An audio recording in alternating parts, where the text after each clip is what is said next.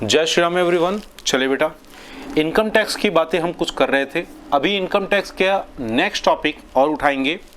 Income tax के next topic को समझने से पहले हमको पुरानी एक बात यहाँ पे रिकॉल करनी है। हमने क्या बोला था? इनकम टैक्स के लिए एक सेंटेंस लिखा था लास्ट वीडियो में। क्या लिखा था बेटा? एवरी पर्सन हैव टू पे tax on his annual income. Tax on his annual income, यही बोला था। और यहाँ पे हमको ये समझना था एवरी पर्सन, जिसके लिए कुछ कॉन्सेप्ट हमने पढ़े थे। जैसे कि हमने पढ़ा था कि पर्सन में कौन कौन लगाएंगे। आपका कंपनी आ जाएगा, फर्म आ जाएगा, इंडिविजुअल आ जाएगा, ये सारे आ जाएंगे। दूसरा कॉन्सेप्ट इसका एसएससी पढ़ा था। मेरे बच्चे एक बात बताइए, इसका मतलब ये हुआ, यहाँ पे लिखा है एवरी पर्सन। इसका मतलब क्या ये होता है कि इंडिया में जो भी इंसान रह रहा है, इंडिया में जो भी इंसान एट प्रेजेंट अवेलेबल है, क्या उन सब पे टैक्स पे करना है उसको? क्या सब कोई टैक्स पे करेंगे? और अगर सब कोई टैक्स पे करेंगे तो कौन कौन सी इनकम पे करेंगे? क्योंकि कुछ लोग तो इंडिया से बाहर भी इनकम कमाते, इंडिया में रह रहे होते। कुछ लोग इंडिया के नहीं होते, बाहर से आते हैं, फॉरेनर होते हैं और इंडिया में रुक के कुछ दिन के लिए इनकम अर्न करते हैं। तो यहां पे काफी सारे कंफ्यूजन है बेटा कि भाई इंडिया में हर आदमी टैक्स पे करेगा कि नहीं करेगा। पहला सवाल, अगर पे करेगा तो उसकी कौन कौन से इनकम पे उसको टैक्सेबल करना पड़ेगा हमको। Getting up? इस कंफ्यूजन को दूर करने के लिए इंडिया के इनकम टैक्स एक्ट में कुछ कंडीशंस बताए गए बेटा, और उन कंडीशंस को फुलफिल करने वाले के लिए और उस कंडीशन को फुलफिल नहीं करने वाले के लिए, और नहीं करने वाले के लिए उन्होंने उनका अलग अलग स्टेटस डिसाइड किया। और इस स्टेटस के बेसिस पे उन्होंने बताया कि कौन कौन से इनकम टैक्सेबल होगी और कौन कौन सी इनकम नॉन टैक्सेबल रहेगी। मेरी बातें आप समझ पा रहे हैं कि नहीं समझ पा रहे हैं? हमने बोला, देखिए प्रॉब्लम क्या है, हमने तो बोल दिया कि एवरी पर्सन हैव टू पे the tax on his annual income, ये हमने बोल दिया था। पर प्रॉब्लम क्या है, क्या हम सारे के सारे लोगों से टैक्स वसूल करना स्टार्ट कर दें? नहीं कर सकते। क्लियर? सबसे हम टैक्स वसूल करना स्टार्ट नहीं कर सकते। क्या उनकी सारी इनकम पे टैक्स वसूल करना स्टार्ट कर दे? ये भी नहीं कर सकते। तो कुछ तो कंडीशन होगा ना कुछ क्राइटेरिया होगा। उस क्राइटेरिया को फॉलो करने के बाद उस पे टैक्स लगेगा कि नहीं लगेगा, पहले ये डिसाइड किया जाएगा। और ये डिसाइड करने के बाद उसकी किस किस इनकम पे हमको टैक्स कैलकुलेट करना है, ये डिसाइड किया जाएगा। तो यही आपका ये चैप्टर का बैकग्राउंड बनता है बेटा। और यहां हम उसका जो स्टेटस बोल रहे हैं ना, वो स्टेटस कुछ और नहीं, उसका रेसिडेंशियल स्टेटस होगा। Residential status. और जैसे ही रेसिडेंशियल स्टेटस पता चल जाएगा, हम देखेंगे जरा उसकी स्कोप ऑफ टोटल इनकम कि कौन कौन सी इनकम पे उसको टैक्स देना है और कौन कौन सी स्पेसिफिक कैटेगरी की इनकम होगी जिस पे उसको टैक्स नहीं देना है। तो हमारे पूरे चैप्टर का ये दो मेन मोटो होगा। सबसे पहले हम लोगों का उनका रेसिडेंशियल स्टेटस चेक करेंगे, उसके बाद स्कोप ऑफ टोटल इनकम। इन दोनों चीजों के लिए हमारे इनकम टैक्स में बहुत अच्छे ढंग से कुछ कंडीशंस दिए हैं, कुछ क्राइटेरिया दिए हैं। जरा हम उसको डिस्कस कर लेते हैं, फिर हम आगे चलेंगे। सबसे पहला बोला बेसिक कंडीशन। अभी फिलहाल मैं बेसिक कंडीशन और एडिशनल कंडीशन की बात करूंगा, अभी स्टेटस डिसाइड नहीं करेंगे। पहले उन क्राइटेरिया को समझ लो कि क्राइटेरिया क्या बनाया गया है। तो क्राइटेरिया नंबर 1 बेसिक कंडीशन का ए, पिछले साल आपको चेक करना है, पिछले साल आपको ये चेक करना है कि क्या वो इंसान पिछले साल हमारे इंडिया में 182 दिन था, हां या ना। हां या ना। तो पहला चेकिंग ये करना है आपको। ठीक, अगर मान लीजिए वो 182 दिन नहीं रहा तो फिर दोबारा चेक कीजिए कि क्या वो हमारे इंडिया में 60 दिन रहा है, कम से कम 60 दिन रहा है। और 60 दिन के साथ ही साथ पिछले साल के पिछले 4 सालों में, जिसको मैं बोलूंगा प्रीसीडिंग ईयर, पिछला साल प्रीवियस ईयर, और प्रीवियस ईयर से पहले 4 सालों को हम बोलेंगे प्रीसीडिंग ईयर। क्या उन 4 सालों में, 4 ईयर्स में, क्या वो 365 दिन इंडिया में प्रेजेंट था, हाँ या ना? तो ये 2 क्राइटेरिया हमको चेक करने हैं बेसिक कंडीशन के लिए। बेसिक कंडीशन के लिए ये 2 क्राइटेरिया, और वैसे ही एडिशनल कंडीशन के लिए भी 2 क्राइटेरिया बन जाएंगे। क्लियर? 2 क्राइटेरिया क्या होंगे हमारे एडिशनल कंडीशन के लिए? पहला, क्या वो इंडिया में पिछले 2 सालों में, पिछले 10 साल में एटलीस्ट 2 साल इंडिया का रेसिडेंट रहा हो, या फिर इसकी जगह ना आप लिख लीजिए, क्या वो 2 सालों में हमारे इंडिया में बेसिक कंडीशन फुलफिल किया है या नहीं किया है। Is that clear? और क्या वो पिछले 7 साल में इन टोटल 730 डेज इंडिया में रहा है या नहीं रहा है। ठीक है, इसको दोबारा मेरे साथ चेक करेंगे बेटा। सबसे पहला हमने क्या बोला, हम लिखेंगे यहां पे बेसिक कंडीशन, दोबारा समझेंगे, it's very important, it's very critical. Basic condition, basic condition क्या बोलता है? यहां पे बातें होती हैं 2। पहला, आप चेक करेंगे, जिस भी इंसान को आप टैक्स के लिए पकड़ने वाले हैं, चेक कीजिएगा कि क्या वो पिछले साल 182 दिन 182 डेज और मोर इंडिया में रहा है या नहीं रहा है।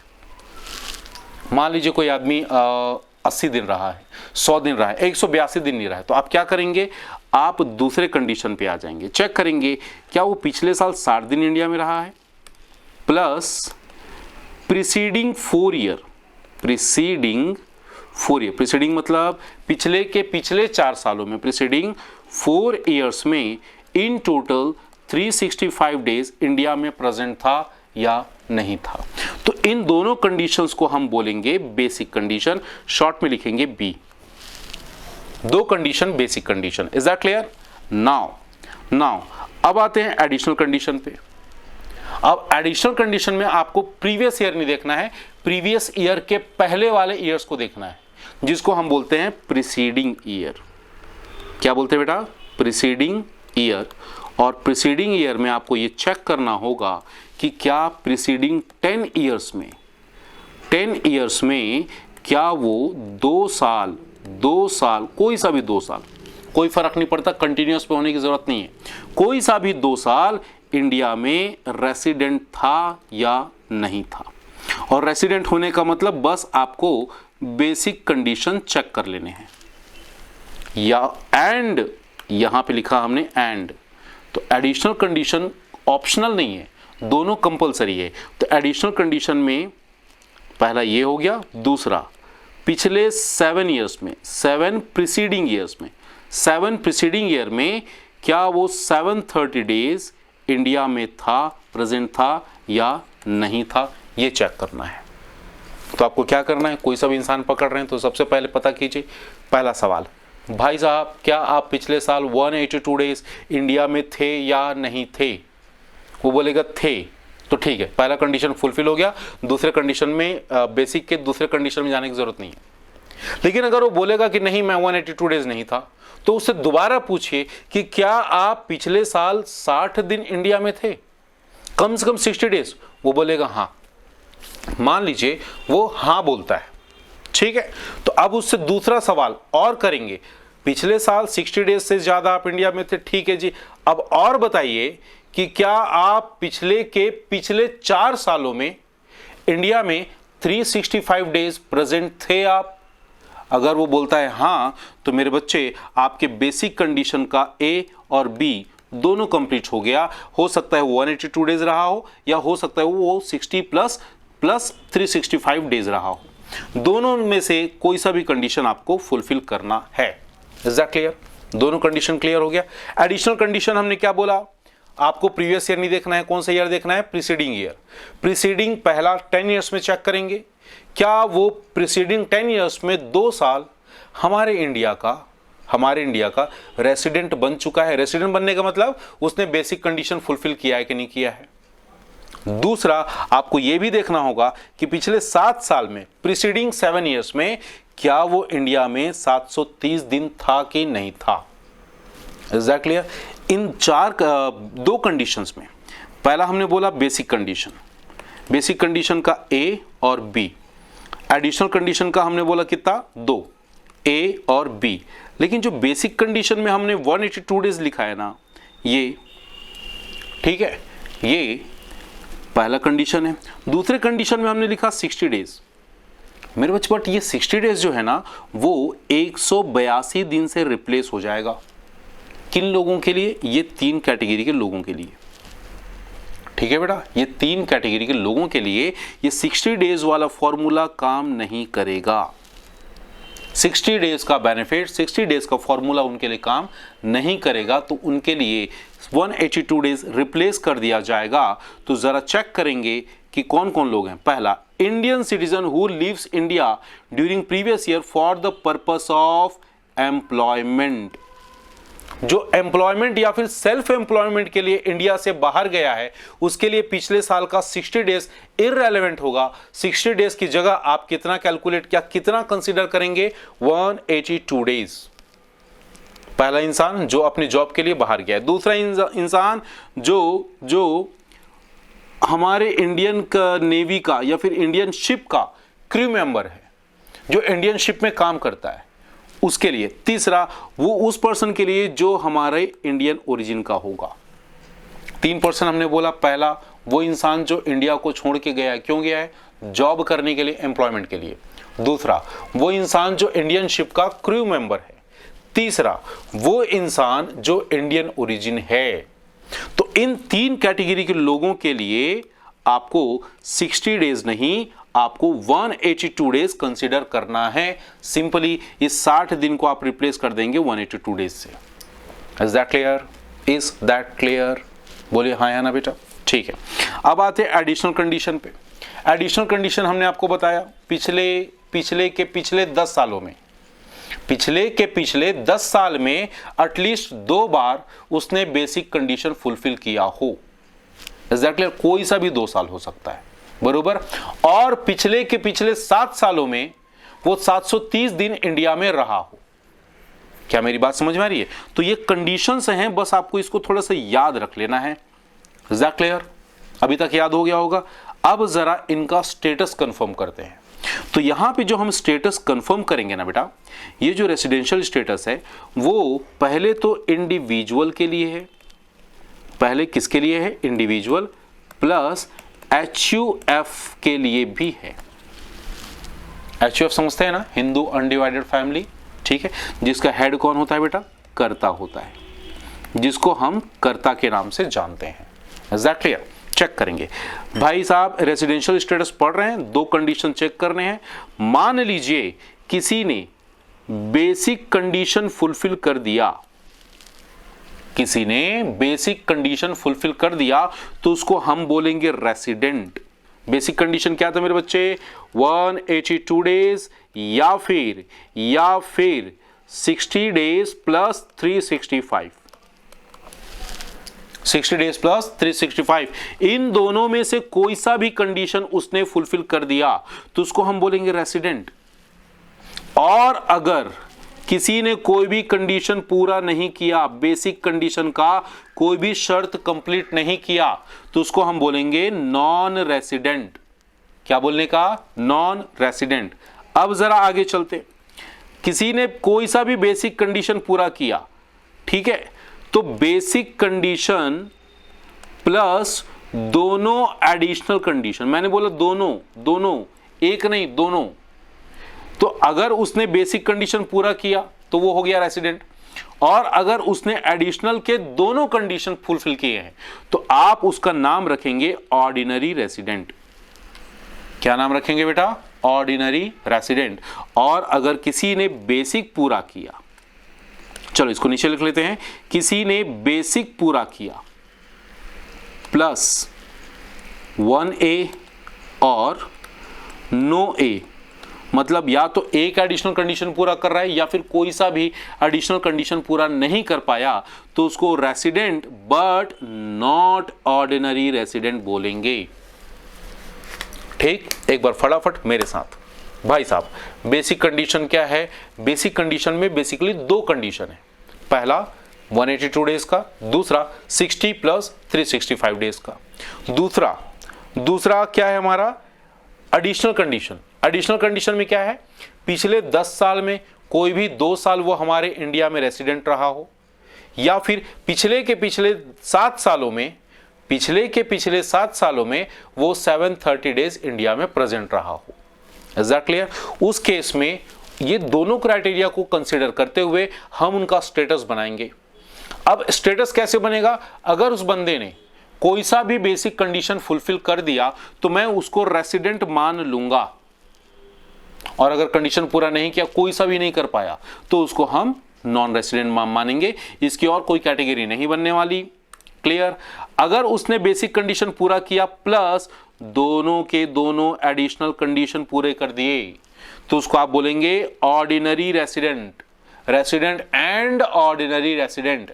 और अगर उसने बेसिक कंडीशन तो पूरा किया बट दोनों के दोनों एडिशनल कंडीशन दोनों के दोनों साथ ही एडिशनल कंडीशन पूरा नहीं कर पाया, तो उसको हम क्या बोलेंगे, नॉट ऑर्डिनरी रेसिडेंट। रेसिडेंट तो है बट कैसा है, नॉट ऑर्डिनरी रेसिडेंट। और यहां पे हम जो बातें कर रहे हैं वो इंडिविजुअल और HUF दोनों के लिए एप्लीकेबल है।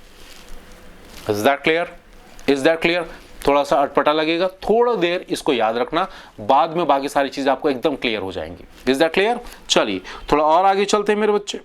अब हम बात करते हैं HUF के लिए क्या होगा। HUF का फुल फॉर्म बताएंगे जरा, Hindu undivided family. Hindu undivided family को इंडिया का रेसिडेंट कब माना जाएगा, अगर उसका कंट्रोल एंड मैनेजमेंट पूर्णतः, होली या फिर पार्टली इंडिया में सिचुएटेड है।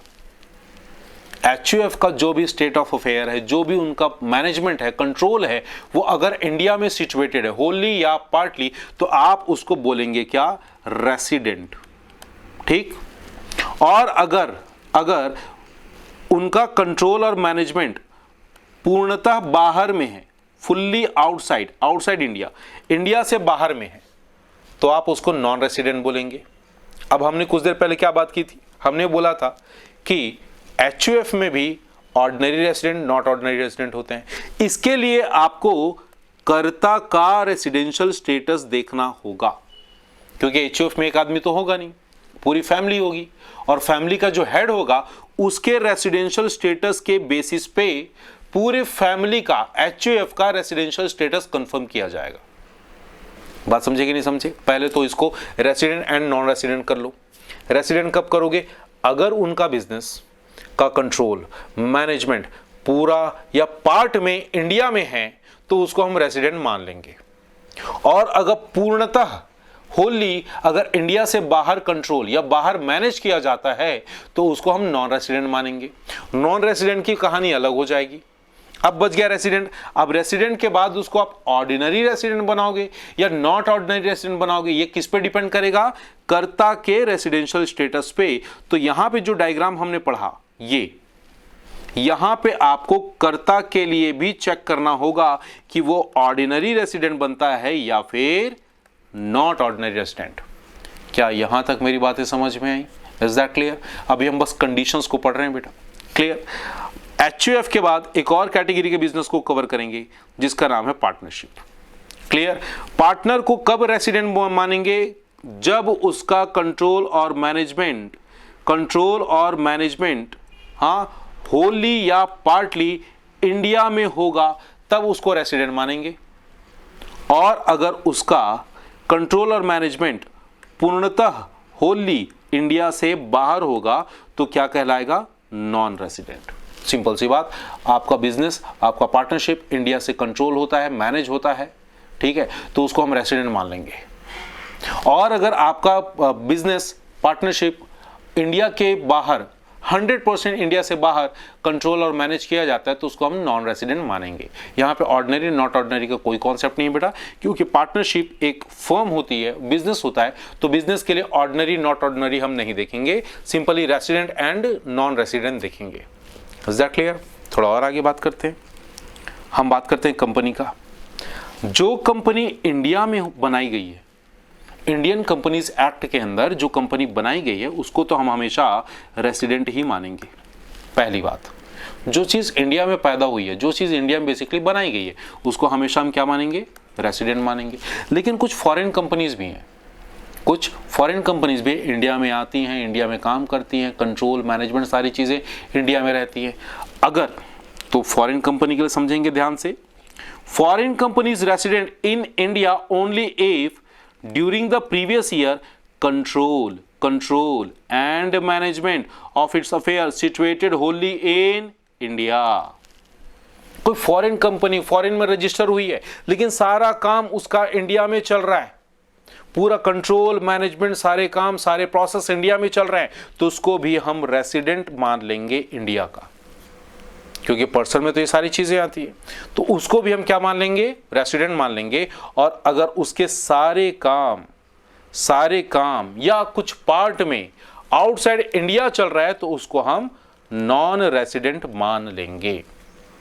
Is that clear? चलिए मेरे साथ एक बार इसकी समरी बनाते हैं बेटा।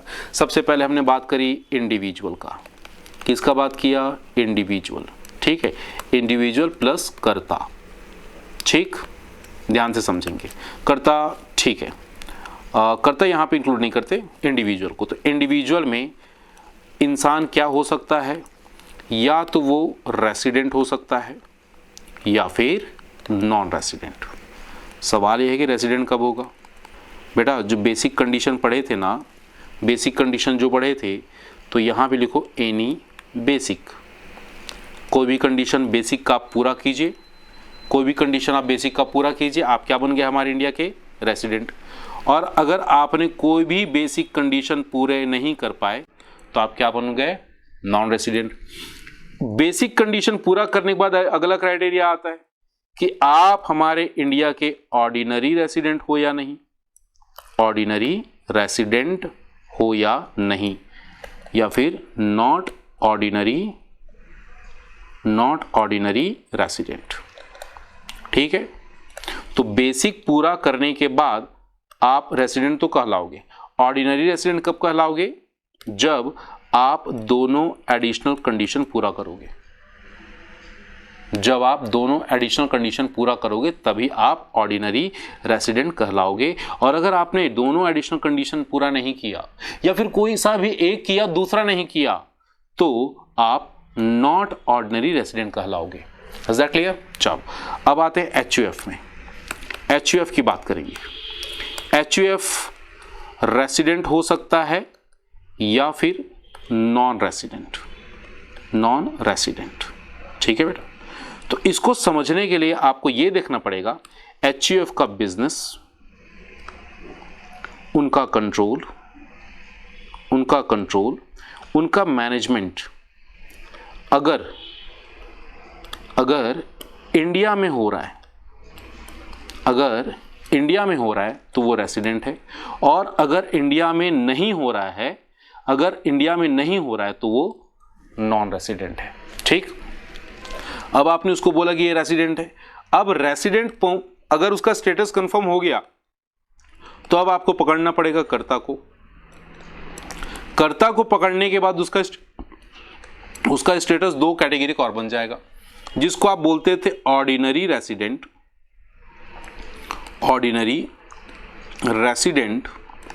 And non ordinary resident. Clear बेटा? और इसके लिए आपको वही बेसिक और एडिशनल कंडीशन देखने होंगे जो आपने इंडिविजुअल के देखे हैं, क्योंकि कर्ता भी हमारा कैसा होगा? इंडिविजुअल ही होगा। ठीक, आर्टिफिशियल पर्सन तो कर्ता बन भी नहीं सकता। Is that clear? एचयूएफ के बाद हम आते हैं पार्टनरशिप में। दोबारा समझेंगे पार्टनरशिप। ठीक है बेटा, तो पार्टनरशिप में भी दो स्टेटस बन सकते हैं आपके। पहला हो सकता है रेसिडेंट और दूसरा हो सकता है नॉन रेसिडेंट। रेसिडेंट किसको बोलेंगे बेटा? सिंपल सी बात, जिसका कंट्रोल, ओनरशिप एंड मैनेजमेंट। क्या बोला हमने? कंट्रोल, ओनरशिप और मैनेजमेंट अगर इंडिया में है। हाँ, अगर इंडिया में है तो वो है रेसिडेंट, होली हो या पार्टली हो। और अगर उसका control, ownership, management outside India है तो वहां पे हम उसको नॉन रेसिडेंट में कैटेगराइज करेंगे। अगले आते हैं बेटा कंपनी पे। कंपनी की बात करेंगे। कंपनी हमारे यहाँ सबसे पहला दो कैटेगरी का होगा। पहला होगा इंडियन कंपनी, इंडियन कंपनी, और दूसरा होगा फॉरेन कंपनी। तो मेरे बच्चे पहले तो दिमाग में ये बैठा लो कि जो इंडियन कंपनी होगी वो तो रेसिडेंट है ही, तो इंडियन कंपनी हमेशा क्या होगी मेरे बच्चे? रेसिडेंट होगी। हमेशा क्या होगी? रेसिडेंट होगी। फॉरेन कंपनी के लिए हमको चेक करना पड़ेगा कि वो रेसिडेंट है कि नहीं है, रेसिडेंट या नॉन रेसिडेंट, किस स्टेटस में, किस कैटेगरी में कैटेगराइज होता है। रेसिडेंट कब बोलेंगे? जब उस फॉरेन कंपनी का पूरा कंट्रोल, ओनरशिप और मैनेजमेंट कहाँ होगा? ओनरशिप नहीं होना चाहिए, ओनरशिप को नहीं लिखे, कंट्रोल एंड मैनेजमेंट कहाँ होगा? इंडिया में होगा। तब जाके वो हमारा रेसिडेंट कहलाएगा, तब जाके वो इंडिया में उसको रेसिडेंशियल स्टेटस रेसिडेंट का मिल पाएगा, अदरवाइज वो हमारा नॉन रेसिडेंट में कैटेगराइज हो जाएगा। Is that clear? हमने सबकी लिस्ट बना ली, सबकी समरी बना ली। तो हमने इस चैप्टर के दो पार्ट या फिर दो कॉन्सेप्ट समझने थे। पहला कॉन्सेप्ट ये था कि किसका किस तरह से स्टेटस डिसाइड किया जाएगा, किसको हम रेसिडेंट बोलेंगे, किसको नॉट ऑर्डिनरी रेसिडेंट और ऑर्डिनरी रेसिडेंट, नॉन रेसिडेंट। ये कैटेगराइज करने के लिए हमने दो कंडीशन लिए थे, बेसिक और एडिशनल। Is that clear? अभी हम इनके टैक्सेबिलिटी पे आएंगे जरा, कि इन पे स्टेटस डिसाइड करने के बाद इनकी किस किस इनकम को अपन टैक्स के दायरे में लाएंगे। ठीक है, जिसको हमने बोला स्कोप ऑफ टोटल इनकम। क्या बोला बेटा? Scope of total income. तो कंडीशन क्या है, ध्यान से सुनना। मैंने तीनों का एग्जांपल ले लिया है, ordinary resident OR, not ordinary resident और नॉन रेसिडेंट। ठीक है बेटा? पहला पॉइंट, इनकम रिसीव्ड, अक्रूड और arisen in India. Income received, accrued और अराइजन इन इंडिया। क्या बोला? तीन बातें, या तो इनकम इंडिया में मिला हो, या तो इंडिया में अराइज हुआ हो, या तो इनकम इंडिया में अक्रू हुआ हो। क्या बोला? इंडिया में रिसीव्ड, इंडिया में अक्रू, इंडिया में अराइज, तीनों हुआ हो या तीनों में से कुछ भी हुआ हो। तीनों हुआ हो या तीनों में से कुछ भी हुआ हो, तीनों के तीनों टैक्सेबल होंगे। मतलब इनकी जितनी भी इनकम होगी सब पे टैक्स कैलकुलेट किया जाएगा, वेदर वो ऑर्डिनरी रेसिडेंट हो, नॉट ऑर्डिनरी रेसिडेंट हो और नॉन रेसिडेंट हो। Is that clear? Whether he is ordinary resident, not ordinary resident और non resident. Is that clear? Second चलेंगे, ऐसी इनकम जो इंडिया से बाहर है, कोई ऐसा बिजनेस या कोई ऐसा इनकम जो इंडिया के बाहर से जनरेट हो रही है, बट उस बिजनेस को कंट्रोल किया जा रहा है इंडिया से। क्या बोला? ऐसी इनकम जो इंडिया के बाहर से जनरेट हो रही है, लेकिन जो इनकम जनरेट हो रही है ना, वो ऐसे बिजनेस से है जिसको इंडिया से कंट्रोल किया जा रहा है, तो ऑर्डिनरी रेसिडेंट को टैक्स पे करना होगा और नॉट ऑर्डिनरी रेसिडेंट को टैक्स पे करना होगा। इसको हम छोड़ देंगे, इसको हम छोड़ देंगे। Is that clear? अगले पॉइंट पे आएंगे, यहां सब कुछ बाहर में हो रहा है। क्या हो रहा है मेरे बच्चे? सब कुछ बाहर में, अक्रू, अराइज, रिसीव, सब कुछ बाहर में। किस बिजनेस से? ऐसा बिजनेस जो इंडिया के बाहर का ही है। तो बेटा उसमें तो हमारा कुछ बनता नहीं है, लेकिन हाँ एक आदमी जरूर फंसेगा। कौन? Ordinary resident. ऑर्डिनरी रेसिडेंट कौन है जरा सोचो? वो आदमी जो इंडिया में 182 डेज या उससे ज्यादा रहा है। तो भाई साहब आप इंडिया में रुके हो 182 डेज से ज्यादा, that means you are utilising the economy of India, और आप अर्निंग कर रहे हो बाहर में, तो भी उस इनकम पे आपको इंडिया में टैक्स देना होगा। क्या मेरी बात समझ में आ रही है? Is that clear? Income received outside India from any other source, कोई सा भी दूसरा इनकम हो सकता है फॉरेन में। ठीक है, अगर वहां पे आपको इनकम हो रही तो भी पहला वाला फंसेगा, ये दोनों नहीं फंसेंगे। Is that clear? अगर इसकी समरी बनाए तो सिंपल सी बात, तीन बातें याद रखना। पहली बात, अक्रू, अराइज और रिसीव्ड। क्या बोला? अक्रू, अराइज और रिसीव्ड। अगर तीनों में से कुछ भी इंडिया में हो जाए, तीनों में से कुछ भी इंडिया में हो जाए, तीनों के तीनों टैक्सेबल हो जाएंगे। तीनों कौन? Ordinary resident, not ordinary resident और आपका नॉन रेसिडेंट। ठीक, दूसरे कंडीशन पे आते हैं, दूसरा केस पे आते हैं। एक ऐसा इनकम जो हमको बेसिकली बाहर से मिल रही है, बट वो जो बिजनेस है ना उसको इंडिया से कंट्रोल किया जा रहा है। इस केस में ऑर्डिनरी रेसिडेंट और नॉट ऑर्डिनरी रेसिडेंट ये दो लोग टैक्सेबल हो जाएंगे।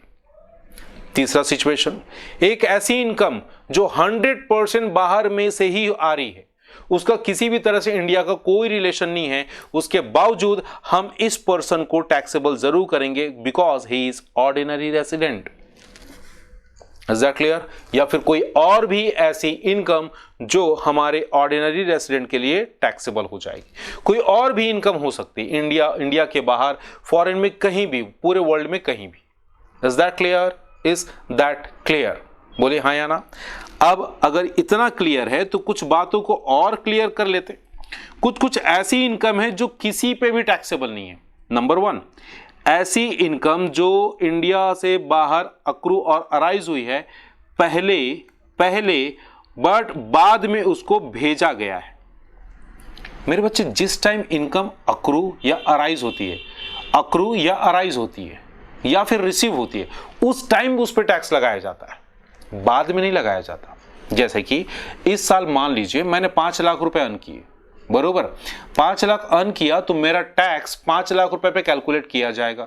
भले वो पैसे मुझे नहीं मिले हैं, भले ही वो पैसे मुझे अभी नहीं मिले हैं, मान लीजिए वो पैसे मुझे 2 साल बाद मिलते हैं, तो क्या इनकम टैक्स वाले दोबारा उसी 5 लाख पे मुझसे टैक्स लेंगे? बिल्कुल नहीं लेंगे। एग्जैक्टली सेम वे पे जो इनकम है पहले हमने बाहर में अर्न करी थी, जिसको बाद में कुछ साल के बाद इंडिया लाया जा रहा है, तो जरा बताइए पैसे केवल लाए जा रहे हैं या पैसे कमाए जा रहे हैं? पैसा केवल लाया जा रहा है, कमाया नहीं जा रहा है। Is that clear? That is why किसी भी तरह से इसको टैक्सेबल करना सही नहीं है। Past foreign income bought to India, same बातें हो गई। पहली की इनकम जिसको हम अब इंडिया में ला रहे हैं, टैक्सेबल नहीं होगा, किसी का नहीं होगा। Share of Indian partnership firm में अगर आप पार्टनर हैं और अगर आपको उसका शेयर मिलता है तो वो भी एग्जम्प्ट होगा। एग्जम्प्ट इस वजह से होगा क्योंकि आपके बदले फर्म ने उस पर टैक्स दे दिया होगा। जैसे फर्म ने 5 लाख रुपए कमा लिए, ठीक, 4 पार्टनर है, 1 लाख रुपए फर्म ने उस पर खर्चा किया, अब कितने बच गए? 4 लाख। 4 लाख रुपए पे फर्म टैक्स पे करेगी। मान लीजिए फर्म ने 40,000 का टैक्स पे किया, अब कितना बच गया? 3,60,000। अब 3,60,000 4 लोगों में बटेगा, 90,000। अब जरा बताइए, ऑलरेडी उस इनकम पे टैक्स पे किया जा चुका है, हाँ या ना? अगर टैक्स पे किया जा चुका है तो दोबारा टैक्स पे करने की आवश्यकता वैसे भी नहीं है। Is that clear? आगे चलेंगे। एग्रीकल्चरल इनकम, इसको तो हमने अच्छे से डिस्कस किया था और पहली क्लास में समझाया था कि भाई साहब इंडिया में खेती करो विथ सर्टेन कंडीशंस और कोई भी अमाउंट टैक्सेबल नहीं होगा। अगला है गिफ्ट इनकम। हाँ जी, अगर आपको कोई गिफ्ट दे रहा है, ठीक है, खासकर आपके रिलेटिव्स, तो वो इनकम भी आपकी एग्जम्प्ट हो जाएगी। Is that clear? तो पूरा चैप्टर बस इस 2 पॉइंट पे डिसाइडेड है बेटा। कौन कौन से पॉइंट पे? सबसे पहला पॉइंट हमने बोला, आपको पूरे चैप्टर में अगर प्रैक्टिकल प्रॉब्लम सॉल्व करने होंगे तो पहली चीज क्या करनी होगी? Determination of residential status. यहां पे डेज को काउंट करके आपको यह बताना होगा कि भाई साहब का स्टेटस क्या है। क्वेश्चन में बता दिया जाएगा मिस्टर एक्स जो थे इंडिया में इतने दिन रहे, इंडिया से बाहर गए, ये किया वो किया, उनकी ना पूरी ट्रैवल की हिस्ट्री आपको बताई जाएगी। आपको बस ये देखना है कि वो इंडिया में कितने दिन रहे थे और वो देखते ही साथ आपको ये कंडीशंस को अप्लाई करना होगा। उसके हिसाब से उनका स्टेटस डिसाइड होगा, जो ordinary resident, not ordinary resident या फिर नॉन रेजिडेंट का होगा। तो पहले कैटेगरी क्वेश्चन आपका ये बनता है। Is that clear? इसमें कुछ बातों को याद रखेंगे, समझ के रखेंगे बेटा। नोट पहला, जिस दिन आप आओगे और जिस दिन आप जाओगे उस दिन को भी इंक्लूड करना है। अगर आप बोलोगे कि सर मेरी फ्लाइट जो है ना रात को 11:50 में है और आज तारीख कौन सी? 10 तारीख है, मान लीजिए आज 10 तारीख है और आज रात को मैं 11:50 पर फ्लाइट पकड़ने वाला हूं और मैं 12 बजने से पहले इंडिया से क्रॉस हो जाऊंगा, क्लियर? फिर भी आज का पूरा दिन काउंट किया जाएगा, ठीक है? आप ये नहीं बोल सकते कि आज मैंने इंडिया में बिताया ही नहीं है, ठीक है? वैसे ही जिस दिन आपका अराइवल होगा, मान लीजिए आप 12:10 इंडिया में उतरे, तो भी वो पूरा का पूरा दिन काउंट किया जाएगा। कोई फर्क नहीं पड़ता कि आप कितने मिनट के लिए, एक दिन में कितने मिनट के लिए इंडिया में थे या नहीं थे। Is that clear? 1 मिनट भी अगर इंडिया में थे तो भी वो पूरा का पूरा दिन काउंट किया जाएगा। दैट इज वाई मैंने बोला जिस दिन आप आओगे और जिस दिन आप डिपार्ट करोगे उसको भी इंक्लूड किया जाएगा। और मैं बार बार इंडिया बोल रहा हूं, इंडिया से पहले, इंडिया के अंदर, इंडिया के बाहर, इसका मतलब इंडिया की किसी भी जगह से है। आप प्लीज इस बात को समझेंगे, इंडिया के किसी भी जगह से, कोई फर्क नहीं पड़ता, छत्तीसगढ़ है, उड़ीसा है, महाराष्ट्र है, कोई फर्क नहीं पड़ता। Is that clear? और जो भी डेज काउंट करेंगे आप टोटल देखेंगे, टोटल डेज देखेंगे। हाँ, एक साथ आपको नहीं देखना है। जैसे हमने क्राइटेरिया क्या बनाया था 182 डेज का। कोई इंसान 50 दिन के लिए इंडिया आया, 5 दिन के लिए फिर फॉरेन चला गया, फिर 50 दिन के लिए आया, फिर चला गया, ऐसा वो बार बार आ रहा है, जा रहा है, आ रहा है, जा रहा है। तो मैं टोटल देखूंगा कि वो इंडिया में कितने दिन तक था। टोटल कितने बार भी आए जाए मुझे मतलब नहीं है, टोटल 182 या फिर 60 प्लस 365 का रूल फॉलो करता है कि नहीं करता, मुझे बस इतना देखना है। Is that clear? तो आपका पहला कैटेगरी क्वेश्चन यहां से कुछ इस तरह से बनेगा। आपको लोगों का रेसिडेंशियल स्टेटस डिटरमाइन करना होगा। दूसरा क्वेश्चन जो बनेगा वो आपका यहां से बनेगा, यहां से स्कोप ऑफ टोटल इनकम। यहां पे आपको टोटल इनकम कैलकुलेट करनी होगी सबकी, और यही आपका फाइनल आंसर होने वाला है। Is that clear? तो ये डायग्राम, इस पैराग्राफ को आप अच्छे से नोट डाउन करेंगे, रेडी करेंगे बेटा। चलिए आज की वीडियो बस हम यहीं तक रखते हैं, मिलते हैं आपसे अगली वीडियो, अगली क्लास में। Till then keep smiling, keep studying.